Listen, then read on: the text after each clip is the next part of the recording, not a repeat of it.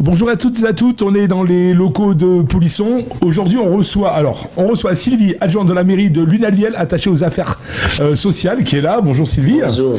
Comment ça va, ma grande ? Très bien, très bien. Avec ta super voix. Oui, Grégoire.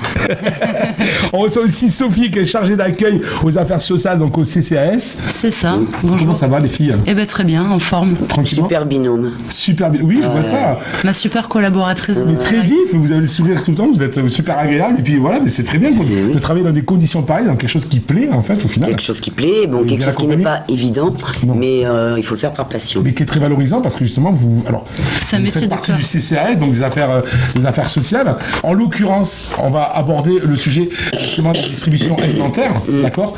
Donc, comment ça se passe ? Qui en a besoin ? Qui en peut en bénéficier ? Tout ce schéma-là que pas grand monde savent, en fait.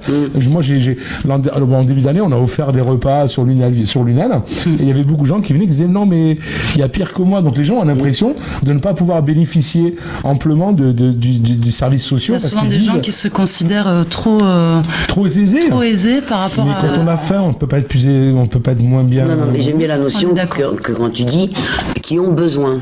Oui. Parce qu'il y a la différence entre les gens qui viennent te voir, j'ai droit à et j'ai besoin de.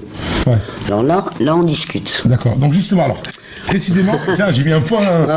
Non mais j'ai fait du bénévolat, je dirais pas où, j'y suis allé faire une dame qui m'a dit, vous avez le droit, si vous êtes là parce que vous avez besoin, elle m'a dit non parce que c'est gratuit.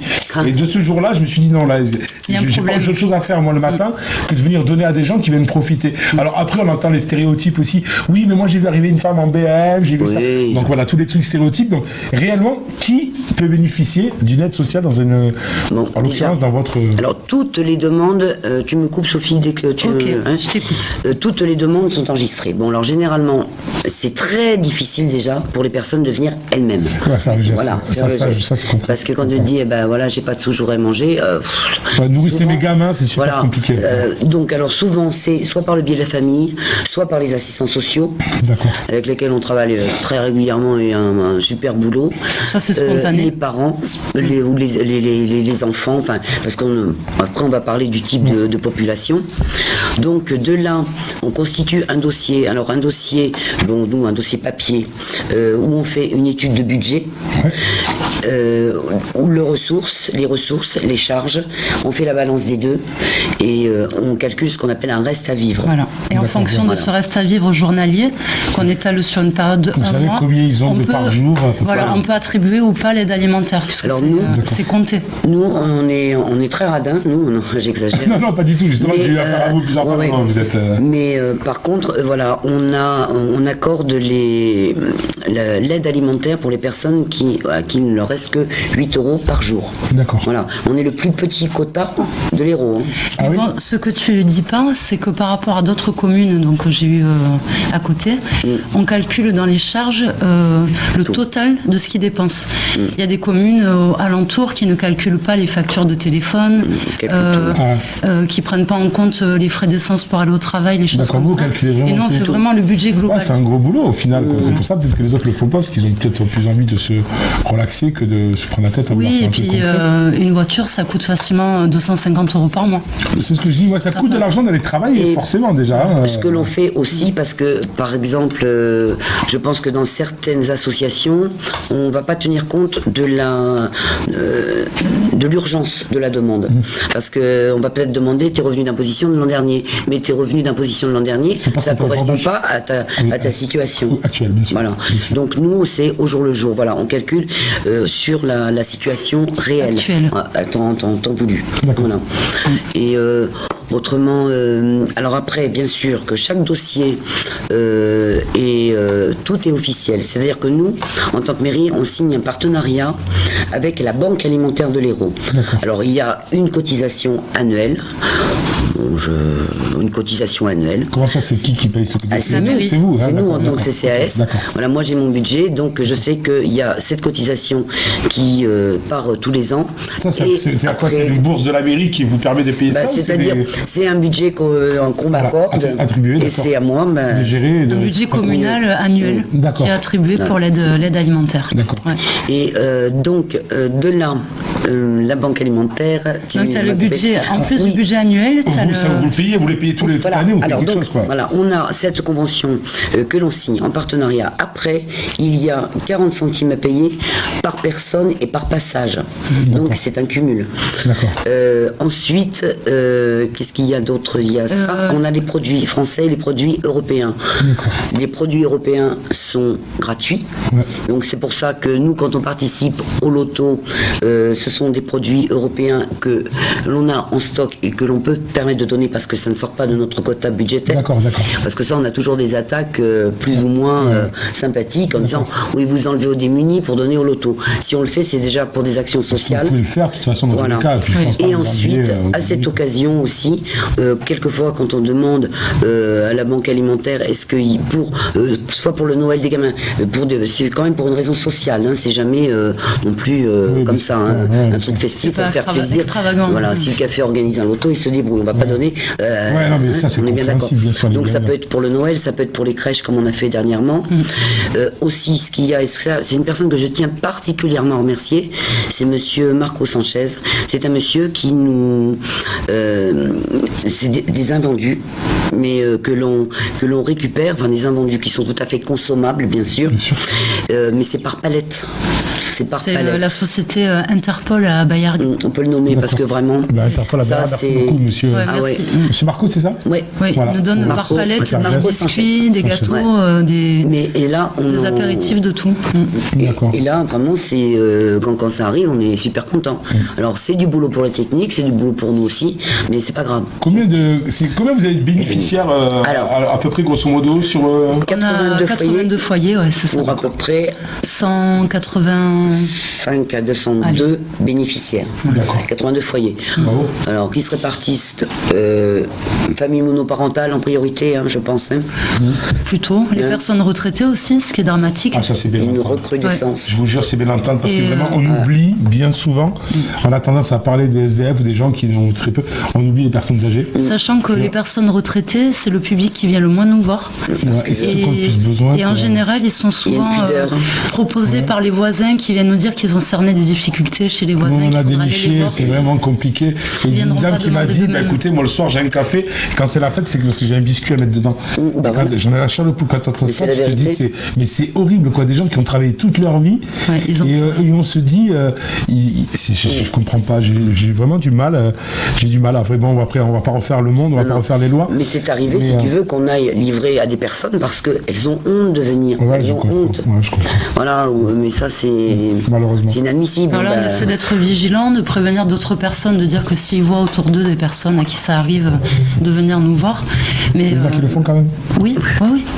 Mais c'est en recrudescence. Moi, ça me fait mal au cœur de voir une personne qui a 75 ans qui vient qui est obligée de venir demander l'aide alimentaire. Un monsieur, depuis qu'on a fait le truc de début d'année, donc il y a un monsieur qui s'appelle Yves, et que donc, je lui donne à manger tous les 2-3 jours, je lui donne de la monnaie quand je peux, souvent des clopes, qui fait les mégots dehors, donc 63 ans, il a travaillé toute sa vie, il ramasse les mégots par terre.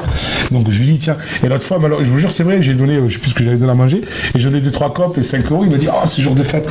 Et ça craint de se dire, 63 ans, alors moi je lui explique à chaque fois, voilà, c'est pas parce que moi je te donne que je suis plus que toi ou quoi, c'est un échange, peut-être que demain, moi j'aurai besoin et tu seras là. C'est ce qu'on appelle la solidarité, moi je trouve que c'est un mot maître qu'il va falloir, dans les années qui viennent, faire proliférer partout, parce que ça coûte rien la solidarité, enfin je sais pas, moi c'est un truc qui me...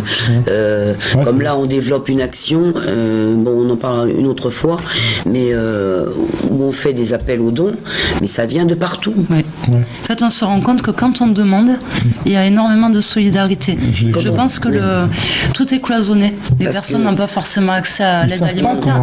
Voilà, même ceux qui n'en ont pas besoin finalement. Et ceux qui veulent donner ne savent pas comment faire pour donner. Quand on a fait les repas de partage, les gens venaient, ils nous ont dit, mais écoutez, vous nous avez... Parce que voilà, on leur a dit, voilà, on est là tous les jours, 18h30 à 19h30, mais ils venaient, on va me ramener une quiche à machin, des gens qu'on voit jamais et qui étaient super contents de venir participer parce que le français en soi, et Dieu merci, il est quand même solidaire, quoi. Et c'est vraiment... Et moi, franchement, je remercie toutes les personnes personnes qui se bougent, aussi bien de votre côté que du côté des gens qui vont apporter. Et c'est super important. Là, l'action qu'on est en train de développer avec Sophie, donc on fait des appels aux dons et on dit soyez acteurs de notre mission. C'est très bien. C'est-à-dire, on est mairie, on n'est pas obligé d'aller gratter des subventions de partout, alors que ça existe sur le terrain. Des subventions qui vont mettre une année à arriver. Oui. Donc en l'occurrence, quand on en a besoin. Les déchets qu'il y a dans les magasins, ce qu'on jette, j'ai vu un reportage à la fois avec des Espagnols qui sont venus en France, un groupe, ils disaient qu'ils étaient en porte-à-faux de rentrer dans les poubelles et ils nous sortaient des trucs qui étaient encore bons, mais dans 2 semaines, quoi. Et c'est jeté illégal, mais c'est jeté comme ça. Ils le donnent, et bien souvent, ils les ouvrent et ils foutent de la javel dessus pour qu'on les prenne. Mais maintenant, ça y est. Il y a une loi qui interdit tout ça. Et donc maintenant, il y a avec les discounts et avec des grandes marques de supermarchés, justement, qui préfèrent maintenant donner, qui donnent, et même après au niveau fiscal. Donc ça, c'est l'alarme à Sophie. Je suis désolée. C'est pas grave, Sophie.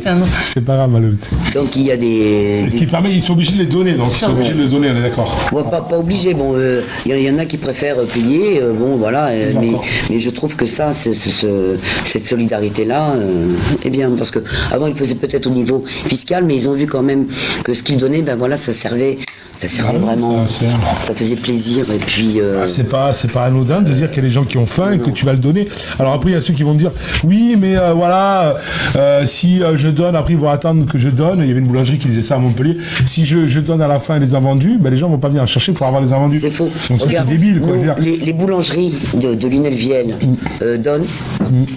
Ça c'est quasiment régulier. Ils donnent parce qu'ils en ont, c'est normal.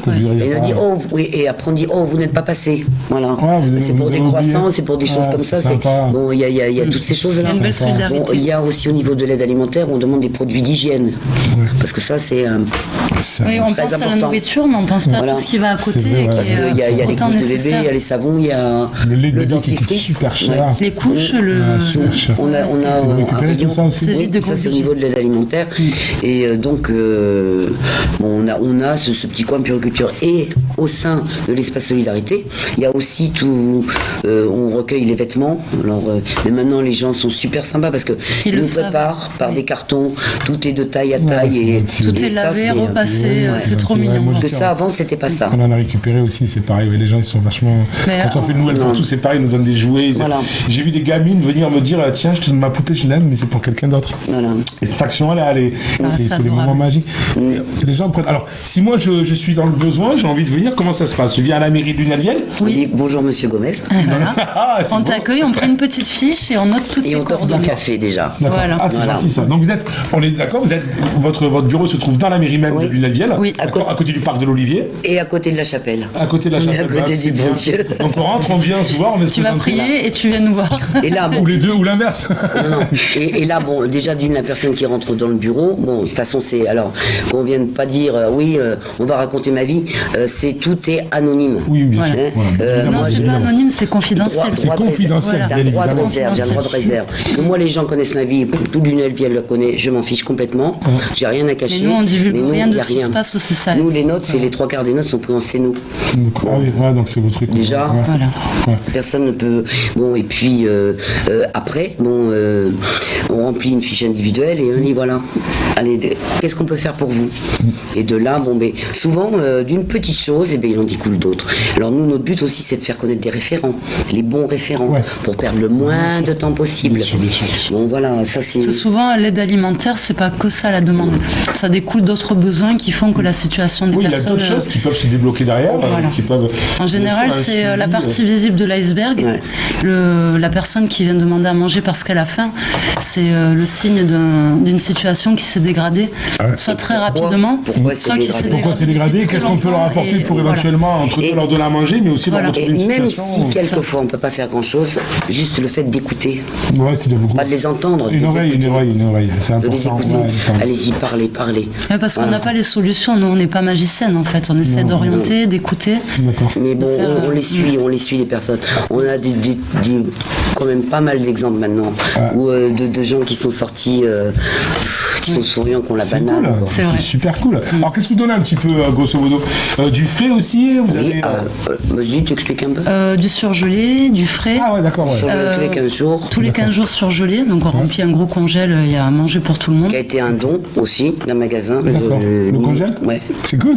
Ouais. C'est cool ça. On récupère tout, en fait. C'est finalement. Vous êtes débrouillarde, hein. On a eu l'occasion de travailler 2-3 fois ensemble, de se croiser. Moi, franchement, vous êtes, voilà, franchement, moi, je vous applaudis déjà parce que c'est super beau. Et moi, plusieurs fois, je vous ai sollicité, vous avez assuré, on a fait. On est passionnés. Ben oui, je pense. C'est ce que j'ai dit. Comment tu peux pas. Alors, comment tu peux donner de la joie? Tu l'as dit tout à l'heure, et les gens ils sortent. Comment tu peux donner de la joie si tu es pas passionné par ce que tu fais? Tu sais ce que tu dis? Moi, je suis animateur, on me dit souvent, ben oui, mais tu donnes, t'amènes de la joie parce que tu as de la joie et tu es passionné par ce que tu fais. Si t'es pas passionné, tu peux pas le faire. Alors, comme aurait dit Coluche, tu vois, c'est chiant de dire qu'en 2017, il y a encore besoin d'associations pour aider des gens. Ça se passe pas naturellement. C'est juste un peu, voilà, c'est juste un peu chiant. Mais à côté de ça, ben, heureusement que vous êtes là, franchement, parce que. Et puis, il faut la passion, quoi. Non, mais Sophie, j'ai eu le coup de foudre dans un péjoratif, quand même. On allait venir à la sextape, en fait. On va te raconter notre histoire. Non, mais quand elle est venue se présenter, ça a mis 3 minutes. Voilà. Je la parle. Ça y est. L'entretien d'embauche, 3 minutes, ça a duré 1h30. Ça a duré 1h30. Mais je dis non, c'est elle et c'est personne d'autre. Parce que tu sentais qu'elle avait la passion. Voilà. Et elle est rayonnante, Ça a démarré de feu de Dieu de suite et parfaite collaboration. C'est très bien entendu. On se cache rien, on est au courant de tout et toutes les deux. Et... Impact sans vue ou pas? Eh bien, je suis paxée déjà. Ah non, mais ça va. Ah mais ça, si les mariages, on fait. Si, les mariages, je fais, ça j'adore d'ailleurs. Mais bon. Et moi, depuis 2 ans que je suis avec elle, du coup, de voir ce qui t'anime en fait. Parce que c'est toujours. C'est pas une question d'avoir la pêche ou d'être volontaire, c'est vraiment une question de cœur. Elle le fait naturellement. Oui, mais ça se voit. Toi aussi, tous les deux. Ah, oui. Ça se voit. Non, vous êtes au naturel. Oui. La preuve, t'arrives, t'es pas maquillé ni rien. Ah bah oui, à chaque fois. Ça commence à bien faire quand je vais être en star, tu vas voir. La prochaine fois, on leur fait le grand show. Donc, on vous rappelle, vous tenez le CCAS de Lunel-Viel, donc qui se trouve à côté du stade. Comment ça se passe? À côté de l'école, c'est ça? Non, alors le CCAS, le bureau du CCAS, c'est au sein de la mairie. Au sein de la mairie. Bon, après, c'est votre local, il y a le point solidarité qui se trouve en face de la crèche des Bisounours, rue des Thermes. Voilà. Bon, après, au niveau du CCAS, les autres actions, on en a plein, mais on préfère décortiquer. On développera petit à petit, on va se voir plusieurs fois, on va décortiquer vraiment le truc. Il y a plein de choses, et puis même si vous avez des auditeurs qui ont des questions à poser ou qui demandent savoir comment tout se passe, vous avez un mail, vous avez quelque chose? Est-ce qu'on peut vous envoyer un mail? Oui, on a un mail, Tu peux me donner? Est-ce que tu as le mail, Sophie? Non, je l'ai pas. Non, ben tu vas te le donner, mon loulou.